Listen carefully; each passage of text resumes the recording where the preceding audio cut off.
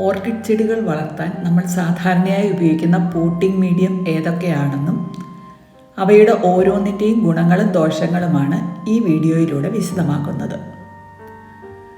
നമുക്ക് ചുറ്റും സാധാരണ കാണുന്ന സസ്യങ്ങളിൽ നിന്നും വ്യത്യസ്തമായി എപ്പിഫൈറ്റ് വിഭാഗത്തിൽപ്പെട്ട സസ്യങ്ങളാണ് ഓർക്കിഡുകൾ.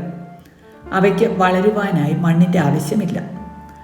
മറ്റ് സസ്യങ്ങളിലോ വസ്തുക്കളിലോ പറ്റിപ്പിടിച്ച് വളരുന്ന എപ്പിഫൈറ്റിക് പ്ലാന്റ്സ് വായുവിലേക്ക് നീണ്ടു വളരുന്ന വേരുകൾ വഴി അന്തരീക്ഷത്തിൽ നിന്നും വെള്ളവും മൂലകങ്ങളും വലിച്ചെടുത്ത് വളരും. നമ്മൾ ഇവയെ നട്ടു വളർത്തുമ്പോൾ ഇവയ്ക്ക് പറ്റിപ്പിടിച്ച് വളരാനുള്ള ഒരു പ്രതലമാണ് പോട്ടിംഗ് മീഡിയം വഴി ഒരുക്കി കൊടുക്കുന്നത്. നമ്മുടെ നാട്ടിൽ സാധാരണയായി തുണ്ട് കഷ്ണങ്ങൾ, കരി, ഇഷ്ടികയുടെയോ ഓടിൻ്റെയോ കഷ്ണങ്ങൾ എന്നിവയാണ് പോട്ടിംഗ് മീഡിയമായി ഉപയോഗിക്കുന്നത്. ഇവയുടെ ഓരോന്നിൻ്റെയും ഗുണങ്ങളും ദോഷങ്ങളും നമുക്ക് നോക്കാം. ഉണങ്ങിയ തൊണ്ട് കഷ്ണങ്ങൾ.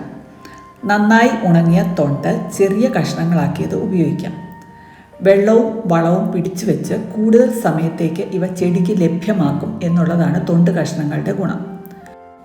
ഒച്ചുകളെ കൂടുതലായി ആകർഷിക്കും എന്നൊരു ദോഷം തൊണ്ടിനുണ്ട്. കരിക്കഷ്ണങ്ങൾ ഉപയോഗിക്കുമ്പോൾ pH ലെവൽ മെയിൻറ്റെയിൻ ചെയ്ത് അസിഡിറ്റി കുറഞ്ഞ ഒരു പ്രതലം ചെടികൾക്ക് ലഭിക്കും. കരിയിൽ ഫംഗസുകളുടെ വളർച്ചയും കുറവാണ്. ഒരു വർഷം കഴിയുമ്പോഴേക്കും ദ്രവിച്ചു തുടങ്ങും എന്നുള്ളതാണ് പോരായ്മ. ഇഷ്ടിക അല്ലെങ്കിൽ ഓട് കഷ്ണങ്ങൾ. ഇഷ്ടികയുടെയും ഓടിൻ്റെയും കഷ്ണങ്ങളിൽ നിറയെ സുഷിരങ്ങൾ ഉള്ളതുകൊണ്ട് നല്ല ആരോഗ്യമുള്ള വേരുകൾ ഉണ്ടാകാൻ സഹായിക്കും. എന്നാൽ ചൂടുകാലത്ത് മൈറ്റ്സ് പോലുള്ള ചെറുപ്രാണികളുടെ ആക്രമണം ഉണ്ടാകാൻ സാധ്യതയുണ്ട്. ഓർക്കിഡ് നട്ടിരിക്കുന്ന തൊണ്ടിൻ്റെയും കരിയുടെയും കഷ്ണങ്ങൾ ഒരു വർഷം കഴിയുമ്പോഴേക്കും ദ്രവിച്ചു തുടങ്ങും. ഇതുമൂലം ചെടിയുടെ വേരുകൾക്ക് പറ്റിപ്പിടിച്ച് വളരാനുള്ള പ്രതലം കുറഞ്ഞ് ചെടിക്ക് ഇളക്കം തട്ടാൻ സാധ്യതയുണ്ട്. ഈ അവസ്ഥയിൽ മീഡിയം മാറ്റി പുതിയത് നിറച്ച് വീണ്ടും നട്ടുകൊടുക്കണം.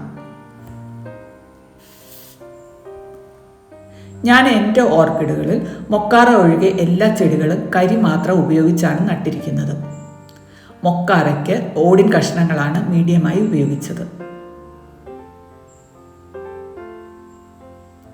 കരി ഓൺലൈനായും നഴ്സറികളിലും വാങ്ങാൻ കിട്ടും. ഞാൻ എൻ്റെ വീട്ടിൽ വിറക് കത്തിച്ചുണ്ടാക്കിയ കരിയാണ് ഉപയോഗിച്ചിരിക്കുന്നത്.